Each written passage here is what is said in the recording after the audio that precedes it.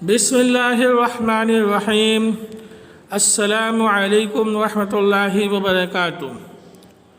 عزیز طلبہ، امید ہے آپ خیر و عافیت کے ساتھ ہوں گے۔ معاشرتی علوم درجہ ہشتم کے نئے سبق کے ساتھ ہم حاضر ہیں۔ عزیز طلبہ، جیسے کہ آپ کو معلوم ہے، ہم سبق نمبر 2 کا مطالعہ کر رہے ہیں، جس کا عنوان ہے طبعی نقوش میں تغیر کے عوامل۔ اور عزیز طلبہ، آج اس سبق کا آخری عنوان ہے طبعی نقوش کے حوالے سے جو ہوا کا کردار ہے وہ ہم پڑھیں گے۔ عزیز طلبہ، ہوا دراصل گیسوں کا مجموعہ ہے۔ جب سورج کی حرارت سے یہ گیسیں گرم ہوتی ہیں تو حرکت پذیر ہوتی ہیں اور ہم انہیں محسوس کر سکتے ہیں۔ دراصل زمین کے گرد فضا کے غلاف ہے اور ہوا بھی اسی فضا کا حصہ ہے، یعنی یہ گیسیں زمین کی فضا میں موجود ہیں اور سورج کی حرارت سے گرم ہو کر حرکت پذیر ہوتی ہیں، تو ہم انہیں محسوس کر سکتے ہیں۔ یہ مختلف سمتوں سے ہوائیں چلتی ہیں، مختلف سمتوں میں ہوائیں چلتی ہیں۔ ہوا سے بننے والے طبعی نقوش آج کا ہمارا موضوع ہے، تاہم اس سے پہلے ہم صحرا میں ہوا کا عمل سے متعلق پڑھتے ہیں۔ صحرا یا ریگستانی علاقہ ایک ایسا علاقہ ہے جہاں بارش کی مقدار بے حد کم ہے، بارشیں بہت کم ہوتی ہیں اور اسی وجہ سے یہاں نباتات نہ ہونے کے برابر ہیں، پیڑ پودے نہ ہونے کے برابر ہیں۔ ایسے علاقوں میں ہواؤں کی رفتار شدید ہوتی ہے۔ ایسے علاقے جو ویران ہوں، جہاں پیڑ پودے بھی نہ ہوں، لوگ بھی آباد نہ ہوں، اس طرح کے علاقوں میں ہوا کی رفتار بہت شدید ہوتی ہے۔ صحرا میں شدید گرمی اور خشک موسمی حالات کے باعث نباتات کانٹے دار جھاڑیوں کی صورت میں ملتی ہیں۔ ہوا کا عمل دیگر قدرتی عوامل مثلاً دریا اور گلیشیئر سے مختلف ہوتا ہے۔ اس کا عمل وسیع پیمانے پر ہوتا ہے۔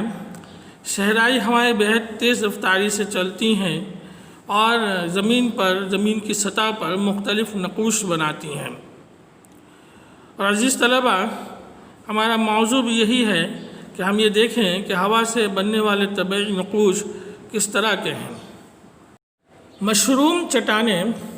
مشروم ایک خضرو پودا ہے، اسے ہم کاشت بھی کرتے ہیں اور اس کی کچھ قسموں کو ہم سبزی کے طور پر استعمال کرتے ہیں۔ آپ مشروم کی شکلیں دیکھ رہے ہیں اور ان شکلوں کی طرح کی جو چٹانیں ہوتی ہیں انہیں ہم مشروم چٹانیں کہتے ہیں۔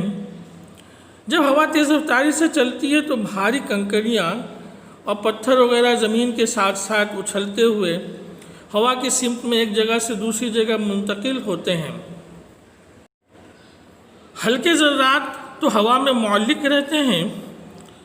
اگر ہوا کے راستے میں کوئی چٹان آ جائے تو چٹان کا زیریں حصہ، نچلا حصہ بالائی حصے کی نسبت زیادہ متاثر ہوتا ہے، کیونکہ یہ جو ہوا کے ساتھ حرکت پذیر کنکر، چھوٹے پتھر چٹان کے نچلے حصے میں زیادہ کٹاؤ، تراش خراش کا عمل کرتے ہیں اور اسی صورت میں چٹان مشروم کے پودے کی شکل اختیار کر لیتی ہے اور اسی مناسبت سے ہم اس طرح کی چٹانوں کو مشروم چٹانیں کہتے ہیں۔ عزیز طلبہ، صحراؤں میں ایسی کئی چٹانیں ہوتی ہیں جن میں نرم اور سخت تہیں موجود ہوتی ہیں۔ بعض اوقات ہوا کے عمل کی وجہ سے اوپر والی نرم چٹانیں شکست و ریخت، ٹوٹ پھوٹ کا شکار ہو جاتی ہیں اور نیچے موجود سخت چٹانیں یعنی سخت تہیں ہوا کے عمل سے محفوظ رہتی ہیں۔ نیچے والی چٹانیں اکثر عمودی ستونوں کی شکل اختیار کر لیتی ہیں، یعنی فضا کی طرف بلندی کی شکل میں ستون کی شکل اختیار کر لیتی ہیں۔ اس طرح کی چٹانوں کو ہم ڈیموسل یا ارتھ پلر کے نام سے پکارتے ہیں، چونکہ ان کی شکلیں پلر کی شکل کی ہو جاتی ہیں، ستون کی شکل کی ہو جاتی ہیں، تو اسی بنیاد پر اسی مناسبت سے ہم انہیں ارتھ پلر کہتے ہیں۔ دنیا بھر کے وسیع و عریض صحرائی علاقوں میں اس طرح کی بہت ساری چٹانیں موجود ہیں، اور بہت سارے جو ہے ڈیموسلس موجود ہیں جو انسانوں کے لیے دیکھنے کے قابل ہیں، اور لوگ سیر و سیاحت کے لیے ان چٹانی علاقوں کی طرف کثرت سے آتے ہیں۔ عزیز طلبہ، ہوا کے عمل کٹاؤ کی وجہ سے صحراؤں میں بیشتر چٹانیں ٹوٹ پھوٹ جاتی ہیں، مگر کچھ آتشی سخت چٹانیں ٹوٹ پھوٹ سے محفوظ رہتی ہیں۔ یہ چٹانیں ہوا میں اڑنے والے ذرات کی تراش خراش کی زیر اثر مخروطی شکل اختیار کر لیتی ہیں، یعنی ان کی اوپر کی سطح گولائی کی صورت اختیار کر لیتی ہیں اور مخروطی پہاڑیاں کہلاتی ہیں۔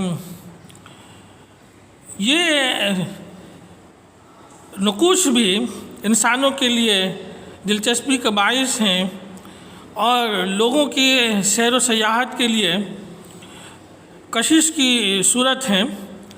لوگ انہیں دیکھنے کے لیے دور دراز سے آتے ہیں۔ یہ بھی ہوا سے بننے والے طبعی نقوش کا ایک بہترین نمونہ ہے۔ ریت کے ٹیلے صحرا ریگستانی علاقوں میں کثرت سے دیکھنے میں آتے ہیں۔ یہ مستقل نہیں ہوتے، یہ اپنی جگہ تبدیل کرتے رہتے ہیں۔ یہ ٹیلے اس جگہ بنتے ہیں جہاں ریت کی مقدار زیادہ ہو، ہوا کی رفتار تیز ہو، ہوا کے زور کو توڑنے کے لیے کوئی رکاوٹ موجود نہ ہو۔ عزیز طلبہ، ہوا کی زور کو توڑنے کے لیے رکاوٹوں میں کوئی مکان بھی ہو سکتا ہے، جھاڑیاں بھی ہو سکتی ہیں، پیڑ پودے بھی ہو سکتے ہیں، حتیٰ کہ جانور کا ڈھانچہ بھی ہو سکتا ہے۔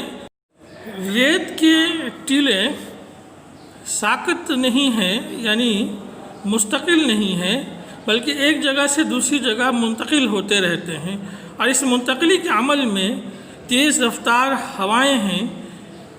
ان کے بڑھنے کی سمت ہوا کے اس سمت کے متوازی ہوتی ہے، یعنی ہوا جس طرف کی چلتی ہے یہ ٹیلے اسی طرف منتقل ہوتے رہتے ہیں۔ عزیز طلبہ، آئیے اب پاکستان میں پائے جانے والے طبعی نقوش پر مختصر نظر ڈالتے ہیں۔ پاکستان کے بڑے دریاؤں نے شکستہ مواد بچھا کر پنجاب اور سندھ کے علاقوں میں سیلابی میدان تعمیر کیا ہے، یعنی پاکستان میں دریاؤں کے زیر اثر میدانی علاقے وجود میں آئے ہیں۔ ان دریاؤں کی وجہ سے یہ علاقہ دنیا کے زرخیز ترین علاقوں میں شمار کیا جاتا ہے۔ پاکستان کے شمالی علاقوں میں سیاچن، بالترو، بیافو وغیرہ جیسے بڑے بڑے گلیشیئر موجود ہیں۔ پاکستان چونکہ پربتوں کی سرزمین ہے، یعنی پاکستان میں بہت سارے بلند و بالا پہاڑی سلسلے ہیں، اور ان میں بہت ساری بلند و بالا چوٹیاں موجود ہیں، اور ان پر بے شمار گلیشیئرز موجود ہیں، برف کے ٹکڑے موجود ہیں۔ ان گلیشیئرز نے سرک اور ہارن جیسے طبعی نقوش بکثرت بنائے ہیں۔ اسی طرح پاکستان کے صحرائی علاقے، جن میں چولستان، تھر وغیرہ شامل ہیں، ان جگہوں پر ہوا کے عمل کی وجہ سے بڑے بڑے ریت کے ٹیلے وجود میں آ گئے ہیں۔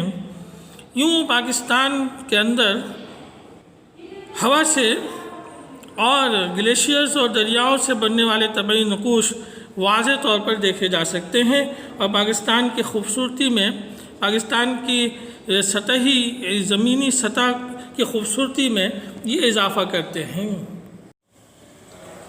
عزیز طلبہ، الحمدللہ سبق نمبر 2 طبعی نقوش میں تغیر کے عوامل مکمل ہوا۔ اب آپ سے التماس ہے کہ آپ اس سبق کا مکمل مطالعہ کریں اور اس سبق سے اہم نکات رف کاپی پر نوٹ کر کے لازمی یاد کر لیں تاکہ معروضی سوالات اور مختصر سوالات کے جوابات لکھنے میں آسانی ہو۔ آپ سب کا بہت بہت شکریہ۔ اگلے سبق کے ساتھ حاضر ہوں گے۔ السلام علیکم ورحمۃ اللہ۔